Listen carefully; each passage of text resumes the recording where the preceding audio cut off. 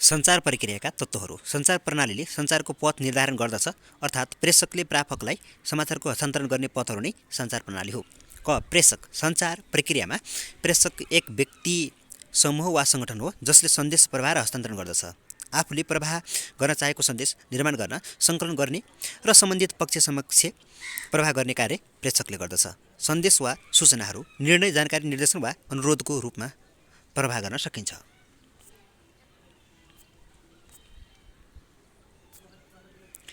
ख. सङ्केत। प्रेषकले सन्देश वा सूचना पाउनुभन्दा पहिले त्यसलाई सङ्केतमा व्यक्त गर्दछ।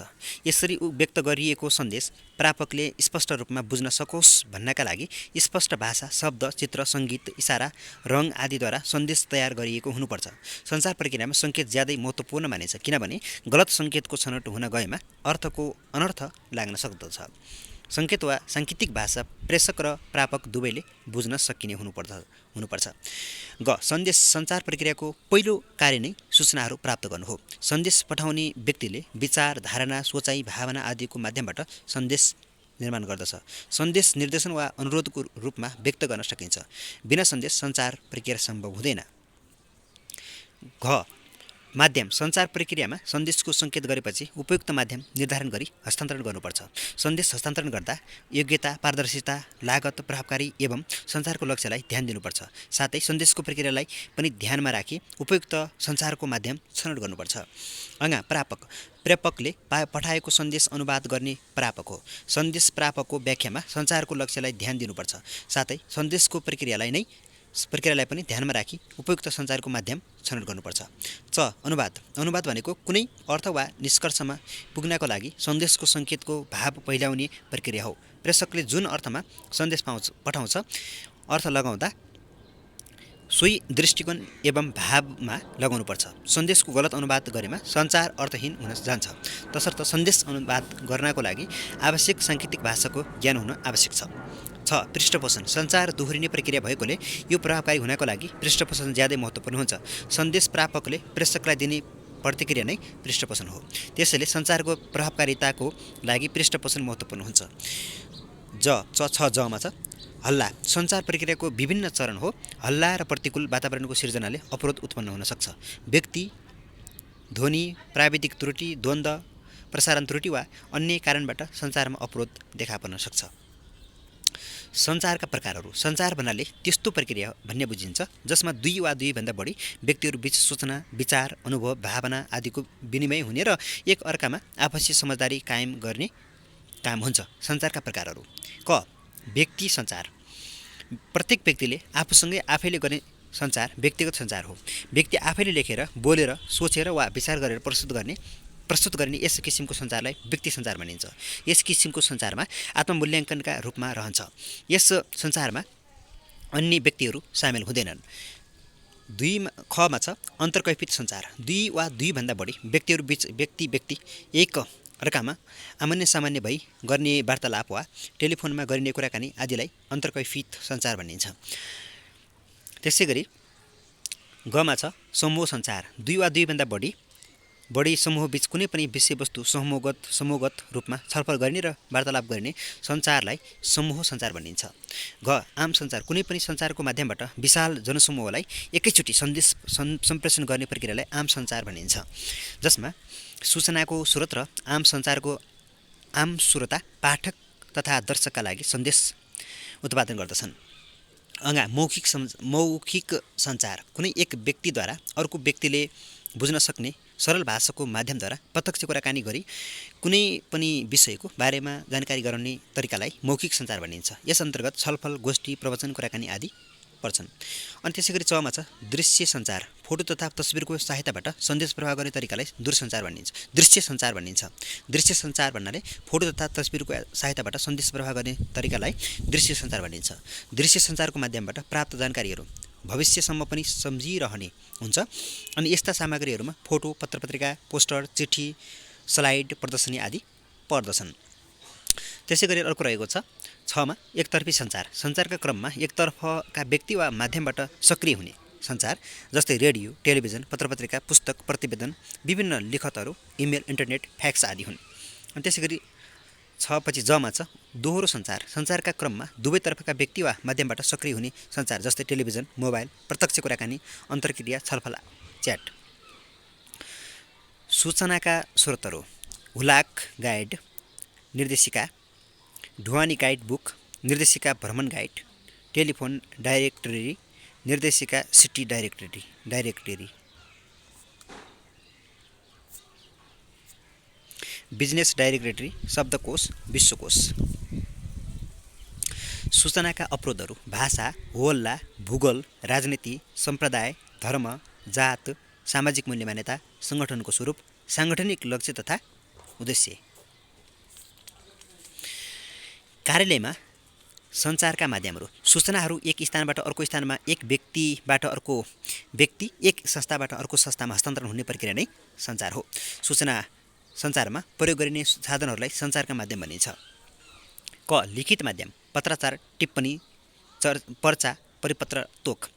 ख मौखिक माध्यम कुराकानी छलफल बैठक संवाद वार्ता। ग साङ्केतिक माध्यम जेब्रा क्रेसिङ चित्र चिन्ह। घ श्रव्य दृश्य माध्यम च श्रव्य माध्यम छ दृश्य माध्यम ज अनलाइन झ सूचना पाटी अण विद्युतीय माध्यम प्र टेलिफोन।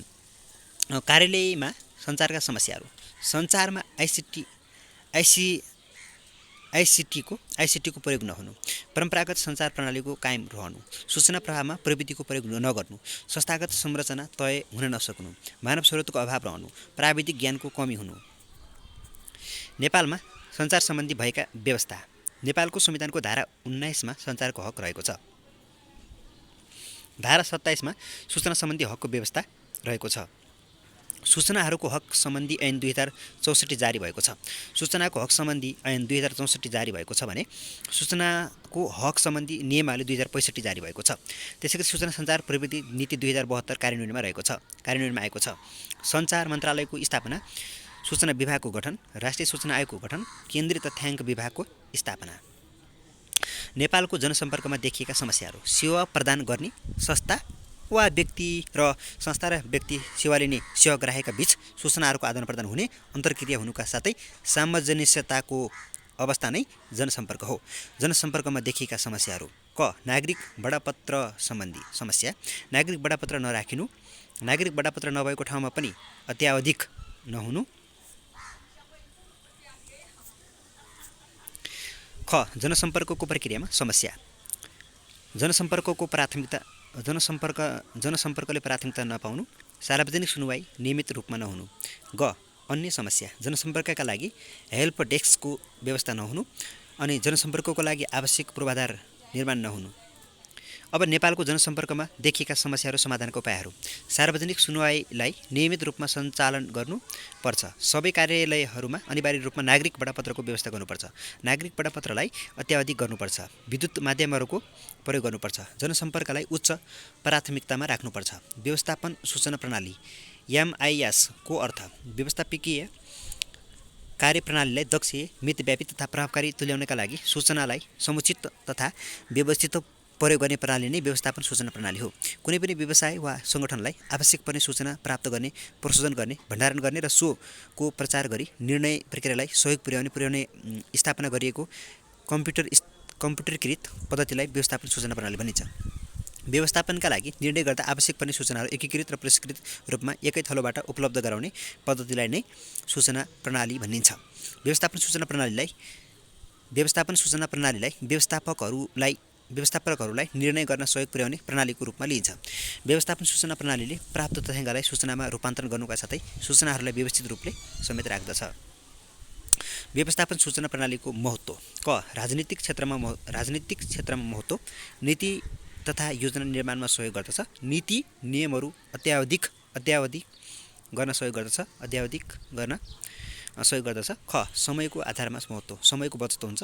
आवश्यक सूचनाहरू सजिलै प्राप्त गर्न सकिन्छ। ग आर्थिक क्षेत्रमा महत्त्व कम लागतमा सूचनाहरू प्राप्त हुन्छ। मितव्ययता हासिल हुन्छ। अनि घमा छ प्रशासनिक क्षेत्रमा महत्त्व समन्वय नियन्त्रण तथा निर्देशन कायम गर्न सहयोग गर्दछ। सूचना प्राप्तिमा सुनिश्चितता कायम गर्दछ। निर्णयमा दिगोपन गर्न सहयोग गर्दछ। अन्य महत्त्व भरपर्दो सूचनाहरू उपलब्ध गराउँदछन् अनि कार्यालयप्रति जनताको विश्वास बढ्छ। नेपालमा कार्यालय व्यवस्थापन सूचना प्रणालीमा देखिएका सबल र दुर्बल पक्षहरू। व्यवस्थापन सूचना प्रणालीका व्यवस्थापकीय कार्यप्रणालीलाई दक्ष मितव्ययी तथा प्रभावकारी तुल्याउनका लागि सूचना समुचित तथा व्यवस्थित प्रयोग गर्ने प्रणाली नै व्यवस्थापन सूचना प्रणाली हो।